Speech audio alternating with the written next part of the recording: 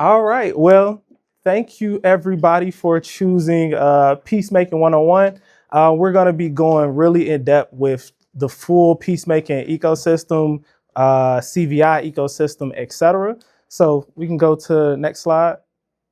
So just to give you all, I'm not going through all of that. So I'm gonna give you all a quick synopsis of who I am. My name is Trevon Bosley. I am a victim of gun violence. I lost my brother to gun violence. He was shot and killed at church while getting ready for band rehearsal. He was an aspiring gospel bass player. I also lost my cousin in December of 2005 to gun violence as well. So through the losses of my cousin and my brother, my family, we threw ourselves into the work, threw ourselves into trying to make sure other families didn't go through the same loss that we experienced. So for my mother, she started the group Purpose Over Pain, which Miss Sharon on the panel that you all heard from. My mother, that's the organization her and my father and many other survivors helped start. My father also has an organization called Strong Future, which is for formerly incarcerated young men and women finding full-time employment. They have mental health coaches, they have street outreach and those things as well. And myself, I helped co-found a youth called the Brave Youth Leaders, which stands for Bold Resistance Against Violence Everywhere. Just a group of youth going out in the community trying to create change, whether that was peace protests, whether that was rallies, voter registration campaigns, youth poetry slams, talent shows, etc. We just did a boatload of different means to try to bring about peace. Through that work, I have been able to do a multitude of different things, afforded a lot of opportunities. One is helping organize one of the largest youth protests in DC, Washington, DC history, which was the March for Our Lives protest back in 2018. We had over 1 million people at that demonstration, protest, rally, all youth led, which was crazy to see. I also helped organize the Dan Ryan shutdown that you all may or may not remember. We disrupted a lot of traffic with that. But I've also spoke with President Obama on CNN, been to the White House with Vice President Harris, introduced President Biden, things of that nature. And now I sit as board co-chair for March for Our Lives. I am still working with the Brave Youth Leaders, co-founded the Made Different organization with my friend Mike Hill, as well as I'm a community organizer. So I wear a lot of hats, but I give you all this just so you know that I'm a credible messenger when it comes to peace building, peacemaking, and things like that. I'm young, but I've been in the work for almost 20 years. Crazy enough. All right, we can go to the next one. Okay, so the first question, what is peacemaking? Just anybody, when you think of peacemaking, what do you think? uh, People coming together trying to compromise their differences. Yeah, yeah, peacemaking. Don't be shy, y'all. We compacting here. Peacemaking. What y'all think when y'all think of peacemaking? Almost was like the best, That's best definition right good. That's good. Sowing seeds that are going to lead to the kind of outcomes that we want to see in our communities. Definitely. Definitely. Definitely. Anybody else? Anything else for peacemaking? I just think of like helping everybody find like their place Yeah. in the community to belong and also knowing other people's place so that we're working together and not against each other, right? And not competing with each other for whatever. No, Right. definitely. Yeah. Definitely. Not competing. That's big. All right, we can go to the next slide. So the context of all the terms I'll be going over is in a community context. Some of these terms people may have heard with military, they may hear with war and things like that. So think of these in the community context. So for peacemaking, it was defined by the University of Colorado as peacemaking is a diplomatic effort intended to move a violent conflict into nonviolent dialogue where difference is settled through. Oh, yeah, close that.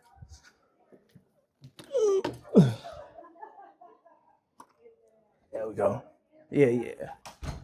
So where differences are settled through political institutions, the objective of peacemaking is thus to end the violence between the contending parties. I think that's the main thing when we want to think about peacemaking is basically creating peace through different parties. All right, we go to the next slide. All right, so what is peacekeeping? From a community aspect, not the military one. Okay. Staying consistent. You could compromise your differences, but you also got to stay consistent with it. Yep. Because if it's more problems, more differences, then it's just gonna cause more beef. Should I say? Yep. So Yep. Anybody else? Peacekeeping. I think it's important to establish and keep a safe place for people. You know, Yeah. what I'm saying? You have to have safe places for you to be able to keep peace, right? So Yeah. you have somewhere where somebody does not feel threatened and they can express themselves. And you have to be able to build those kind of places, however that is, however you can do that. Yeah. Having a place, being consistent, having somewhere where we can keep the peace. Anybody else? Peacekeeping? Requires a lot of hard work on forgiveness and humility. Yeah. Both sides. Yeah. And consistency with that. Okay.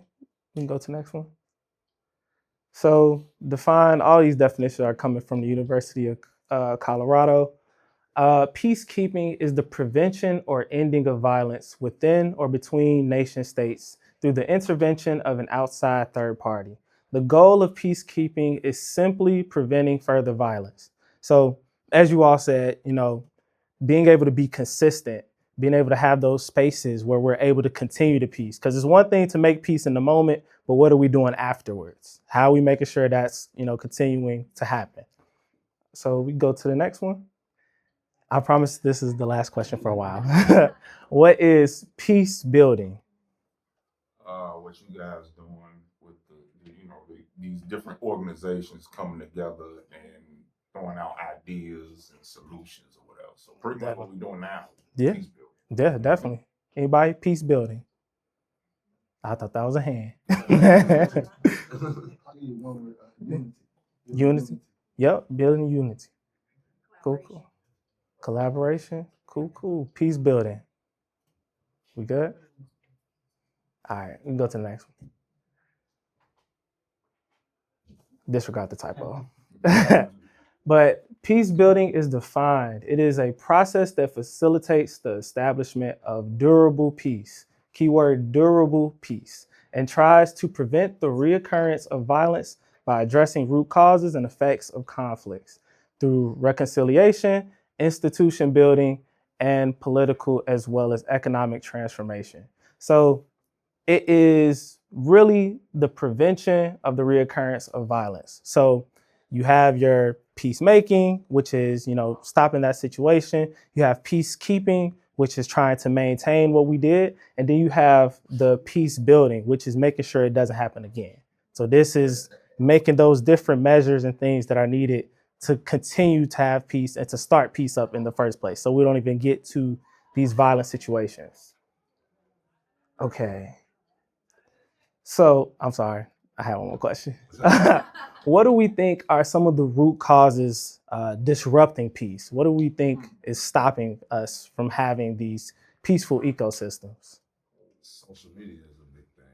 Social media. Because, you can have all the conversations in the world with somebody, but all they need is that one bad exchange on social media where y'all at on Slack. That happens really quickly. So I think that's a big disruptor is the freedom, not the freedom, but the miscommunication that comes from it. Right, the miscommunication and just the irresponsibility with social media. Definitely. Disrupting. What do we think are some root causes that are disrupting peace? What you said was good. I'm gonna try to go a little bit more profound. I think that trauma, Yeah. dealing with trauma. Yeah. And it could something similar to what you said, like somebody do something to me, kill my family member. If I'm on the streets, I'm gonna want to retaliate. Mm-hmm. So I think that trauma not healing is play a part. Yeah. Absolutely. Yeah. The biggest part. Yeah. That reoccurring of trauma, disrupting peace because, people feel they need to get back, need to retaliate. Lady that's a part of the organization, she Yep. said every day she go to court. So Mhm. you want ready to jump over and get that person. Yeah. So it ain't easy. Yeah, it ain't easy. Yeah. Yeah. It is. Yeah. Anybody else? Disrupting peace. What do we think are some of the root causes that are disrupting peace? Yeah. Pride. Yeah. Absolutely. I was gonna say ego. Kind of to piggyback what y'all was saying. It's a lot of times like, you want to retaliate. You want to be like, that's that pride, that's that ego. Like, Absolutely. Yep. You did that, now I gotta show that I gotta do this. Yep. Yeah. But that's where humility also comes in too. Like, hey, I need help. Mhm. He's going to court. Yeah. Even though it's hard, but it's that healing step to the slow step away from that. Yeah. Yes. Yeah. No, that pride, It's that hard to ego, fight. the trauma, the social media, the miscommunication. It's a multitude of things that lead to some disruptions in peace. So one thing I don't think anybody said yet is not having resources. So I think one thing that we starting to learn more and more about is that children who are hungry can't focus in school, and communities that have children that go hungry tend to be more violent. So it's a lack of resources that are disrupting the peace. There's communication, there's the ego, there's the lack of mental health resources. It's a multitude of different things that come together to disrupt peace. All right, we can go to the next one. Mic drop? Didn't know that was there. Okay. Okay, so how many of you all have heard the term CVI or community violence intervention? Okay, a couple people. So just to give you a synopsis of what community violence intervention is and the ecosystem, this is one of the definitions. Community violence intervention ecosystem are a set of strategies aimed at reducing violence in communities by focusing on individuals at the highest risk of being victims or perpetrators of violence, particularly gun violence. These programs use public health approach, working to interrupt cycles of violence. So when we were talking about those reoccurring things, it's interrupting those cycles of violence. It's addressing root causes, and it's to promote community safety through various intervention and support services. So CVI, the Community Violence Intervention Ecosystem, is the peace building ecosystem. So when we thinking of the peacefulness that we want to see in our communities, when we're hearing people talk about numbers are down and these things, that is all in relation to community violence intervention and that entire ecosystem and the work being done to try to decrease violence. So some of these pictures are just some of the different organizations that I'll dive a little bit more into. So that is the Orange Bus in New York City, ran by Life Camp. Life Camp saw that there were a multitude of different needs in the community. So for them, they were like, well, let's take a bus. Let's have a bus that we can bring through different communities and provide different things. So they have video games on it. They have a music studio on the bus. They provide resources. So they drive through New York just providing different means for different communities. So they, have those outlets. Here is, I want to say Chicago Cred, some of their street outreach team meeting and talking with some community members. This is Good Kids, Mad City, some of the youth working, trying to put together one of their peace books and one of their different initiatives. So we can go to the next slide. So the CVI ecosystem is vast, it's huge. Does the video play some or no? If it's not loading, it's fine. We can try. Ooh, maybe not. But just to dive into it, the CVI ecosystem, it ranges. So the goal of it is to address the root causes of gun violence. So there are 4 real big categories in that. We have the youth violence prevention area, where we have youth interventions that empower young people, especially those exposed to violence, to use their voices, lead campaigns, create alternatives to violence, and often through organizing, advocacy, and pro-social activities. That is the peace building aspect when we're thinking of this peaceful ecosystem. This is the prevention. This is working with the next generation, teaching them different peace-led initiatives so they don't go out and perpetuate gun violence in the first place. So one of the organizations I work with is called the Brave Youth Leaders. I mentioned it before, but we teach those youth how to be peaceful, how to do their own peace-led initiatives in their communities so they can maintain the peace themselves. Because we know young people are the closest ones to gun violence, but they're also the closest ones to the solution. So we listen to their ideas, we listen to what they feel will prevent violence in their communities, and that can look like a boatload of different things when it comes to their campaign. So one thing we did was a silent party, which when you hear a silent party, do you think gun violence prevention? Probably not. But that's what some of the young people wanted. So instead of their friends, being outside doing different things, trends, etc., they brought all of their friends to a safe space that we cultivated with the silent party, which it doesn't look like it was violence prevention, but you never know where those youth could have been at that time. And that could have just potentially saved their lives as well as 50 of their peers. So when we're thinking of the ecosystem, one of the biggest parts is youth violence prevention. The next is survivor and victim services. So that is peacekeeping. So we're thinking of crisis response and ongoing support for families of homicide and shooting victims, including emotional support, grief support, youth counseling, safety planning, advocacy, and connecting families to resources. So Ms. Sharon spoke about it some on the panel. One of those organizations when we're thinking about survivors and victim services is Purpose Over Pain.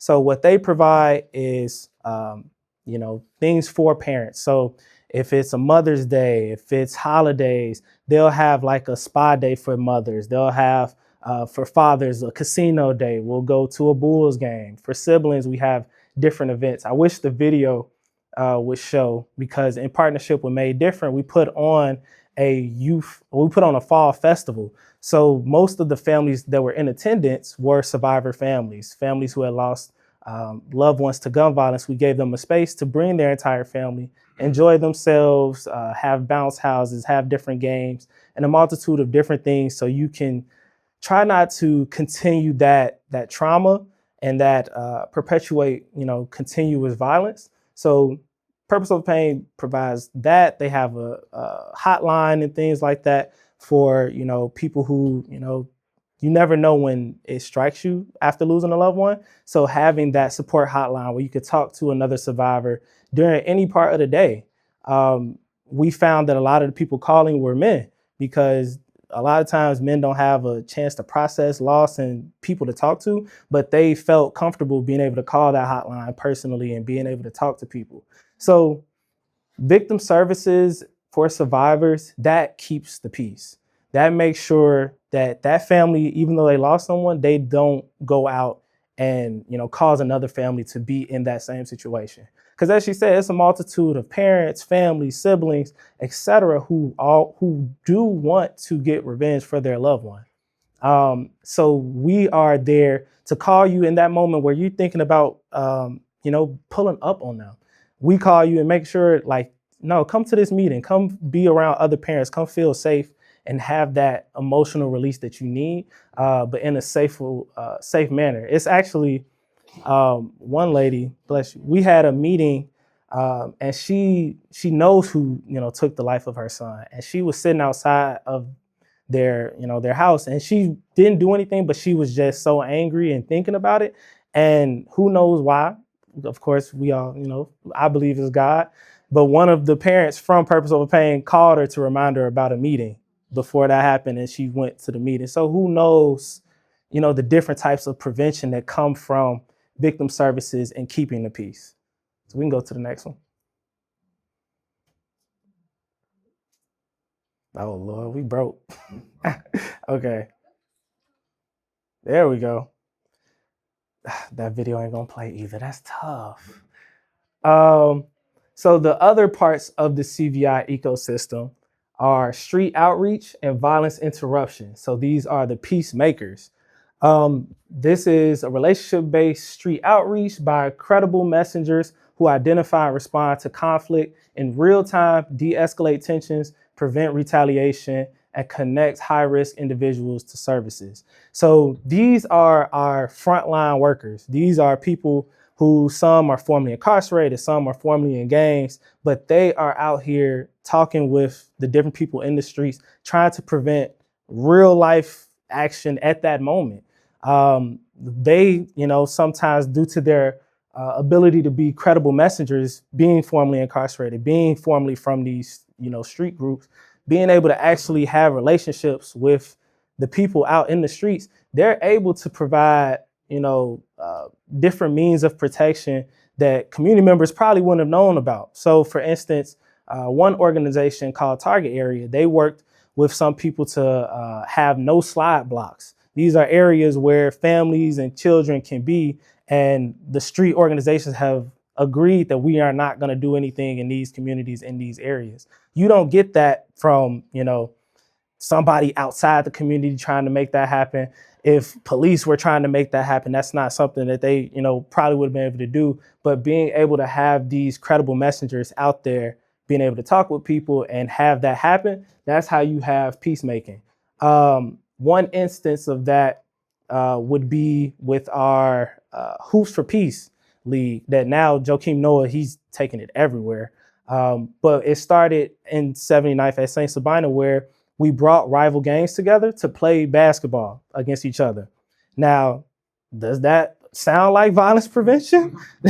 Not necessarily, but because we started bringing them together, playing basketball together, they started to see each other instead of just as ops, but as actual people. Like, oh, I hoop with bro can shoot. Like he's great at basketball, this, that, and the third. So we built that connection. So now when you see each other outside of just here, you have a different type of relationship with those people. And we didn't just, bring them together just for that to be the one-off. We provided them resources and jobs and continued help outside of that, just that Peace League. So now the Peace League has expanded. It's on the west side, it's on the south side, it's in a couple different states.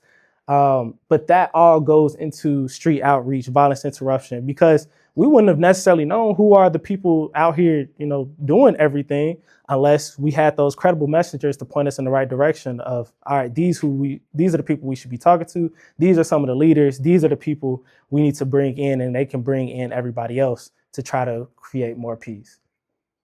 Want to make sure I ain't missed nothing else with street outreach, because street outreach goes far. It's people who you might see in like different vests and things like they walk the communities on the daily. They talk with people on the daily. If there was a shooting, they are out there talking with the families, with the people, gathering information in the community. Like they do a lot, and they bring a lot of people to the table. So I don't want to underemphasize the things that they do. I knew it. Them orange hood, y'all are not orange. And then one of the last big pieces is mental and behavioral health and healing when it comes to the CVI ecosystem. So trauma-informed and often mindfulness-based mental health services that build resilience, self-awareness, and healing in communities affected by chronic gun violence. So as mentioned before, gun violence is a traumatic experience for those involved in the shooting, the families involved in the shooting, as well as the communities where the shootings occur. Because now that community doesn't feel safe. Those people, you never know what you might have saw if there was a shooting on your block and how that affects you and how you're supposed to go to school the next day and do these multitudes of things that other communities aren't necessarily subjected to. So with that, in the CVI ecosystem, we have to have mental health resources. So one of the organizations is Light and Love and Kindness, where they teach youth mindfulness. They teach them how to, respond to a traumatic situation. What are some of the mental health needs that you may need following that? So with the mental health aspect, that goes for the community, that goes for the people involved, and also our street outreach and survivor workers. Because people who work in the CVI ecosystem, they interact with a lot of people and a lot of trauma that reopens the wounds that they have felt with gun violence. So Miss Sharon, for example, with Purpose Over Pain, they talk to parents every day and they're survivors themselves. So hearing the stories from other parents every single day while also dealing with your own trauma requires you to have some type of mental health, some type of mental health support, some type of healing. Same thing with the street outreach workers. There are a multitude of times there are guys that they're working with, trying to get them on the right system, the right path. And even when people are doing right, the streets don't necessarily forget about what they did in the past, and sometimes they lose their life. So being able to try to continue to do the work after you just lost one of your mentees who you've been working with for the past couple of years is something, that takes a toll on the mental health of the people in the ecosystem. So mental health is huge when it comes to CVI, when it comes to Black and Brown communities. So when we think of the peacemaking ecosystem, mental health is a peace builder because it prevents further violence, but it's also supporting the peacemaking that's being done by the street outreach. Any questions about CVI and the ecosystem before I move on? Cool. I wish the video would show.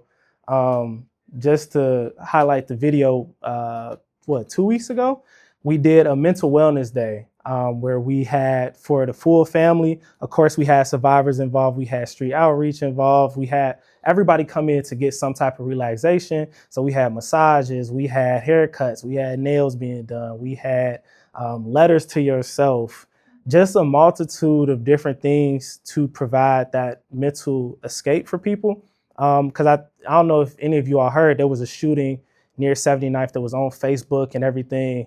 They were talking about the girl on Facebook and social media, back to that and everything. So we provided this mental health day for the community and for all the people just around, because gun violence just has such a huge impact. So with these mental health days, you just never know who you're helping. And it was one of the big things. I wish I could see the video, but maybe next time. Okay, so how many people have heard the term that violence is down? Gun violence is down. We hear it a lot. we hear it a lot. And I want to say, one, just because the numbers are down doesn't mean the impact isn't felt. So as a survivor, when we hear, like, sometimes it almost comes off as a brag. Like, yeah, we did it. We got violence down, but there are still 300 or 416 families without their loved one. So when we hear the numbers, it's still tough, and it's a way that we always need to be presenting it. Just to give you all a stat of, what occurred in the 2021 compared to last year, we saw a decrease of over 50% from 800 lives lost to 416, still too many. And we saw a decrease over 50%. So a lot of times people talk about gun violence being down, but they don't necessarily go into detail of why gun violence was down or why we were able to save more lives. And it's due to the CVI ecosystem. We can go to the next slide. Because sometimes people think it's just politicians trying to take credit, and it is a lot of times politicians just trying to take credit. But we're seeing a decrease of gun violence in all the major cities where we have CVI programs. So that is Phoenix, Los Angeles, San Diego, San Jose, etc., Chicago, Charlotte. Baltimore is having some huge decreases in gun violence. So it's not just politicians trying to take the credit. It is also CVI has been implemented in states and cities across the nation now. So we were always saying we know what our communities need. Our communities need resources. Our community needs help. Our community need all the things that the CVI ecosystem addresses. It just is now recently we were finally getting the funding to do the things that we already knew work. And now we saw that the numbers decrease. So we can go to the next slide. Oh, actually, well, first, what groups do you all know in the CVI ecosystem that you may have heard of already? Saints of Bonnet, yeah. We house 3 different ones. So we got Brave, Purpose Over Pain, as well as Strong Future. And Saints of Bonnet also, outside of CVI, provides the community with just resources in general, from our pantry where we feed a multitude of people, but we also have resource and mental health people inside the facility. So if someone is in need of food, they can also sign up for counseling and get that all in the same day, amongst a boatload of other things. Any other CVI groups you all may have heard of? Violence Interrupters, yep. So Tio actually created the term CVI, Violence Interrupters. So he's forefront of it. Anybody else? Any other? Jamal Cole, yep. Yeah, well, yeah. So they are part of the ecosystem. Rose and ceasefire for sure. All right, we can go to the next slide. So it's good to see that, the work is working to where you all are hearing about the work being done by some of these organizations. So this is just a list of a couple because there are a lot. You have the Firehouse Art Center where Pastor Fields, y'all may have saw him in the video, he converted an old abandoned firehouse in North Lawndale into a community art center. So they have dance and they have street outreach. They have a boatload of different things going on, which in a building that used to be completely abandoned and forgotten by the city and community. You have UCAN, you have Brave Youth, you have Chicago Cred, Target Area, MBK, that is Obama's, My Brother's Keepers program. So they do a ton of things with youth. They actually convene all the young men programs to meet, and sometimes they have met with President Obama. They go on trips to like Africa and different places to just expand young people's horizons, as well as they gave away free shoes. They partnered with Nike Factory to give away, no, that was Champs. They partnered with Nike Factory to give away free shoes to young men and women. So there's a lot of organizations in the CVI ecosystem. I'm not going to dive into all of them because it's too many, but it's good to hear that you all are seeing the work being done, and understanding that we all play a different role in the peaceful ecosystem. Some are peacemaking, some are peace building, some are peacekeeping, but it's all needed in order for us to continue to see the decreases in violence. Go to the next slide. Oh, am I running out of time? Let me be fast. The biggest question is CVI being funded.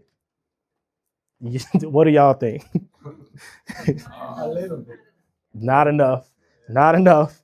We can go to the next slide. So under the Biden administration, CVI received the most funding that it had in its history of, being around.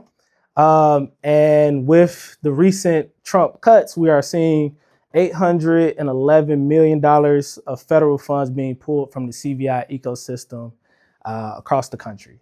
So CVI, we saw that it works. We saw it around 2020, 2021, when we start implementing and giving more funds to the ecosystem, we saw those decreases in violence. And now with those funds being cut, we have to kind of figure out a way to still be effective, but with even less money, because we were still underfunded when we were getting funds from the Biden administration. So groups like Target Area had to let go 100 of their street outreach workers. So those are people who were stopping violence, preventing things. Also people who were formerly involved, but given employment and given a real resource, having to be laid off. So who knows what means they might have to go by to try to continue to survive in the ecosystem that we have. So that's just to give you an idea of the funding. We can go to the next slide. And the most important part of this whole thing is, what can I do to be a part of the peace ecosystem? So we can go to the next slide, because I don't want to just present problems without presenting some solutions to it and how we can be more effective and more involved. What we looking like on time? Because I know it's 11:57. Okay. One of the pieces that you all can get involved on a legislative side, because I do legislative, I do it all. So one of the biggest pieces of legislation we currently have out is called the Rifle Act. It is House Bill 3320, Senate Bill 2279. How many of you all think that the firearm manufacturers care about gun violence? It's all about profit for them. So this piece of legislation makes it so the firearm manufacturers are held accountable for the gun violence that occurs in our communities. So for every firearm that is found at a crime scene in Illinois, that manufacturer has to pay a certain percentage into a fund that goes into CVI. So for instance, if 50% of the guns recovered at at Illinois crime scenes were Glock has to pay 50% of the $100 million, $50 million fund that is dedicated strictly into CVI and violence prevention. So it's making them have some skin in the game. So for us, Illinois pays in Illinois, that means us as taxpayers, we pay 18 to 20 billion dollars due to firearm injury a year. That is all of us, all taxpayers, etc. We all pay for gun violence. In some, I think the number was around 1,400 to 1,600 per person. So we pay for gun violence regardless, whether you're affected or not, whether it happens in your community or not. We all pay for gun violence. At this time, currently, only people who profit are the firearm manufacturers because they don't have to pay for the violence that's occurring in our communities. They don't have to care. They main goal currently is to just sell as many guns as possible because the more guns we sell, the more profit we make. So now the plan is to finally hit them where they care, which is their pocketbooks. It's not about our stories. We've all come down and talked to Springfield and people that have been bought out by NRA and other pro-gun groups. Our stories didn't do the job, so it's now time to hit the pockets. So some of you may not know, but it's a law called PLACA to where you can't sue firearm manufacturers. Unlike any other industry in America. For instance, like Kia. Y'all know when Kia boys was out stealing cars and everything like that? Kia kept getting sued so much that they had to, implement new things in Kias to make the car safer. So they couldn't keep getting stolen. They had to do different measures to make them safe. The gun manufacturer industry is not held to that same standard because of this law called PLACA. So this is our first chance at being able to get around that and being able to hold them accountable financially for gun violence. State level or national level? This is state level. So the hope is for us to get this passed in Illinois. It will be the first big piece of legislation like this in the country, and we will probably set the precedent for the rest of the country to start implementing. So how does it work though? Like they find a gun. Is it if it's unregistered?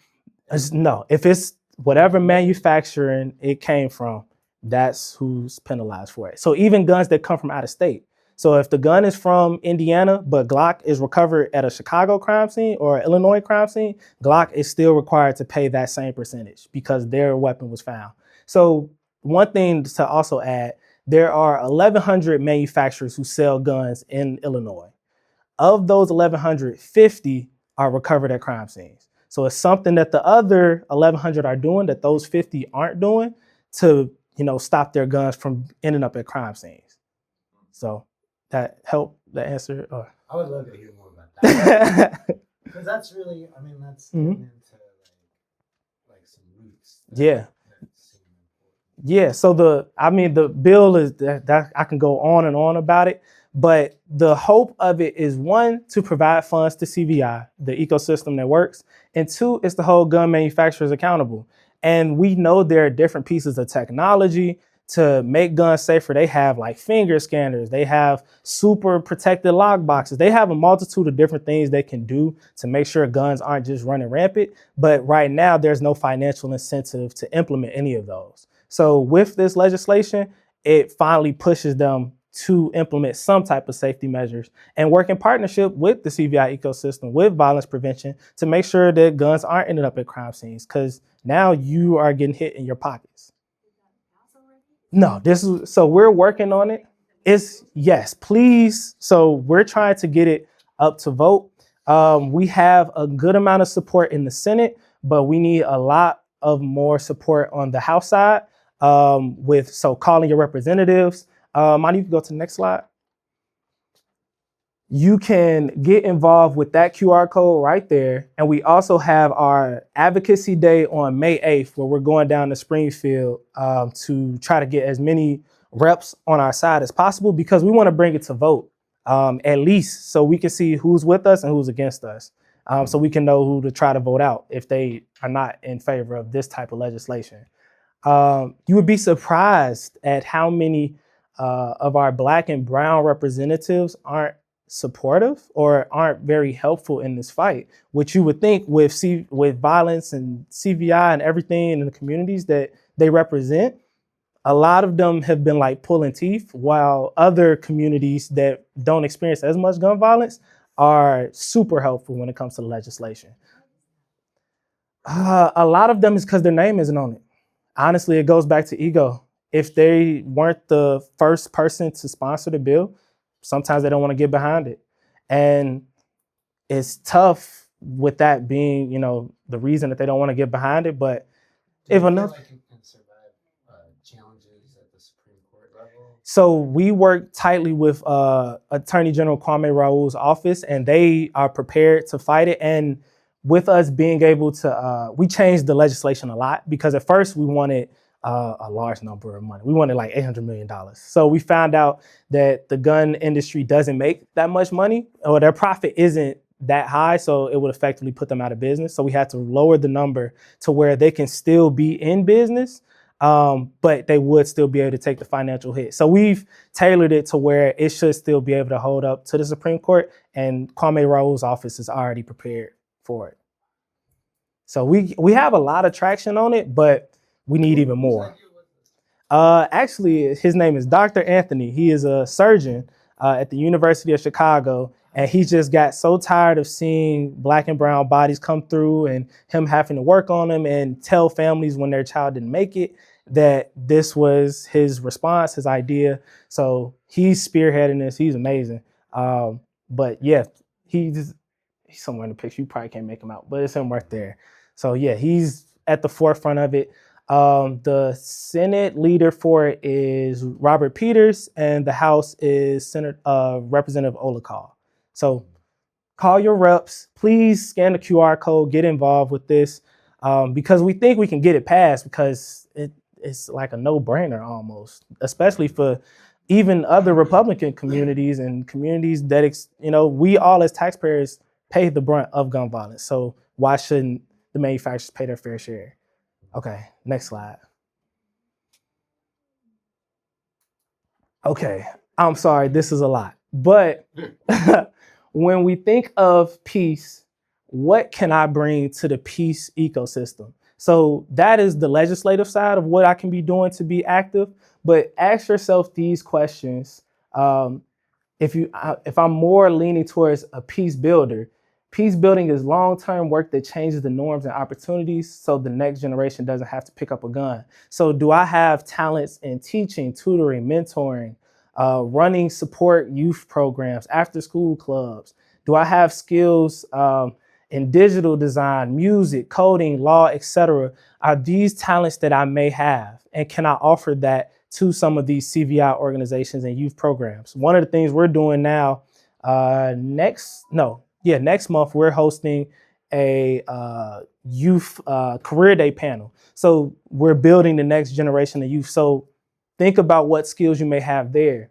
If you're more on the peacemaking aspect, are you, trusted in your community? Do you have relationships with different crews? Are you good at calming people down, mediating drama? Can you connect people to alternatives like jobs, education, housing, relocation, support, and treatment? Are these any of the resources that I may have?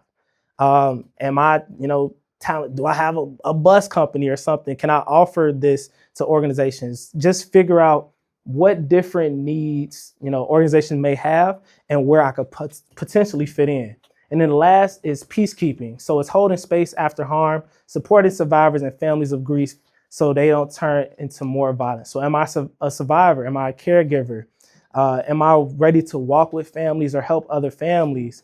Am I organized in, providing meals, childcare, court dates, going to these different initiatives with other families? Do I have any support in that? So when we think of the CVI ecosystem, it's not always presentations, it's not always speeches, it's thinking about the different talents that I have and how can I be helping one of these different areas with my talents. And it's not necessarily being there every day. It's not, volunteering every single week, but there are different things and different ways that you can be effective in the ecosystem with the different talents that you all have. And if you can't think of, your talent, you go to the next slide. You can connect with me. Send me your contact, some of the skills that you may have, and I'm connected with a boatload of different organizations, and I could try to figure out where you may be able to fit in. So if you're in need or you want to help or connect with any of the organizations there, let me know. And if you have your talents or think about it, just send me an email and I can figure it out, because that's kind of my job as a community organizer, is putting people in place to be successful. So we're good. Any questions? I know you're not a fan All good. I hope y'all a fan of me.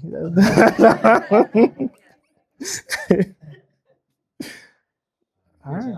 Great job. Appreciate it. Glad.